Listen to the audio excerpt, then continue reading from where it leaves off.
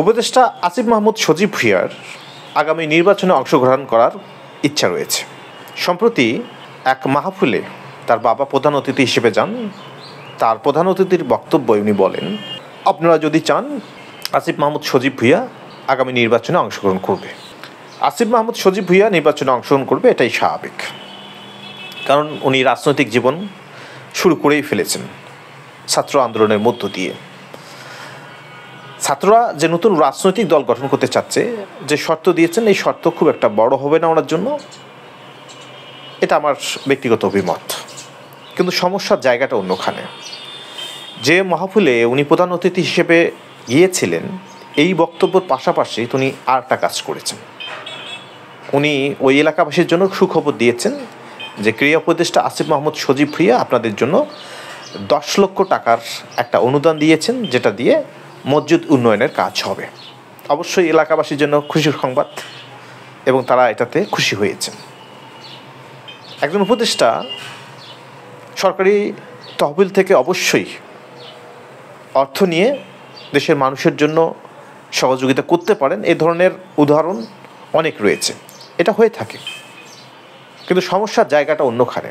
যে মাহফিলে আপনি বললেন আপনার ছেলে নির্বাচনে অংশগ্রহণ করতে চায়, আপনারা যদি সমর্থন দেন, ঠিক একই মাহফিলে সরকারি কোষাগার থেকে, আমি জানি না ঠিক সরকারি কোষাগার কিনা, যদি সরকারি কোষাগার থেকে হয়ে থাকে তাহলে এটা একটা বিপরীতমুখী অবস্থানে গেল না? দুটো বিষয়, যে উপদেষ্টা তার সরকারি অর্থ ব্যয় করে জনগণের জন্য কাজ করতেছেন, ঠিক একই জনগণের কাছে আশা প্রকাশ করতেছেন যে তার নির্বাচনী ইচ্ছা রয়েছে। তার বাবা একজন শিক্ষক, বয়স্ক লোক, হয়তোবা অনেক বেশি চিন্তা না করে বলে ফেলেছেন। কিন্তু মোটা দাগে সকল রাজনৈতিক দলের জন্য একটা প্রশ্ন, উপদেষ্টা আসিফ মাহমুদ সজীব ভুঁইয়া কি করতে পারেন? এবং এই অর্থটা যদি উনি ব্যক্তিগতভাবে দিয়েও থাকেন, সেখানেও প্রশ্ন আসবে, মানে হঠাৎ আসিফ মাহমুদ সজীব ভুঁইয়া কী এমন ইনকাম করতেছেন বা তার আয়ের উৎস কোথায় যে 10 লক্ষ টাকা উনি ব্যক্তিগতভাবে দিচ্ছেন? অর্থাৎ তার যে পারিবারিক অবস্থান আমরা মিডিয়াতে শুনেছি, বা আমাদের যে আর্থসামাজিক প্রেক্ষাপট, সহজেই 10 লক্ষ টাকা একজন ব্যক্তিগতভাবে অনুদান দেবেন, এটা সচরাচর দেখা যায় না, বা ওনার পক্ষে এটা সম্ভব না হয়তো বা। তাহলে এই অর্থের উৎস কোথায়? প্রশ্ন আসতে পারে। অবশ্যই সেটা সরকারি কোষাগার থেকে, যেটা হওয়াটা স্বাভাবিক। কিন্তু একজন ব্যক্তি উপদেষ্টা হিসেবে তার এলাকায় সরকারি টাকায় অনুদান দিয়ে সেই একই অনুষ্ঠান স্থলে আবার বলতেছেন জাতীয় নির্বাচন করতে চান, আশা প্রকাশ করতেছেন, এটা কতটুকু যুক্তিসঙ্গত? অন্যান্য যে রাজনৈতিক দলগুলো রয়েছে, সে দলগুলো তো অবশ্যই এটাকে মেনে নেবে না। এবং বিএনপি ইতিমধ্যে বলেই ফেলেছে যে অন্তর্বর্তীকালীন সরকারের অধীনে নির্বাচন নিরপেক্ষ হতে পারে না, তার আশঙ্কা প্রকাশ করেছে। এবং সরকারের পক্ষ থেকে অনেকেই বলার চেষ্টা করে, আশ্বস্ত করছে যে এই সরকার যথেষ্ট নিরপেক্ষ। এখন আসিফ মাহমুদ সজীব ভুঁইয়া যদি এভাবে সরকারি থেকে অ্যাডভান্টেজ নেন, তাহলে অন্য যে উপদেষ্টা রয়েছে, বিশেষ করে ছাত্র উপদেষ্টা, তারাও তো একই পন্থায় অ্যাডভান্টেজ নিতে পারেন। সেক্ষেত্রে সরকারের সততার প্রশ্নে, ব্যক্তি আসিফ মাহমুদের সততার প্রশ্নে একটা বড় দাগ লেগে গেল কি না?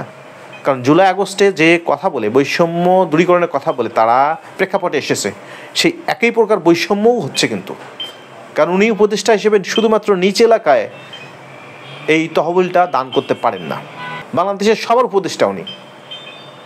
এই দানটা যদি তার এলাকার বাইরে করতেন, তখন একটা যুক্তিসঙ্গত ব্যাখ্যা দেওয়া যেত যে উনি ওনার বাইরের এলাকায় দান করতেছেন এবং নির্বাচন করবে নিজের এলাকা থেকে।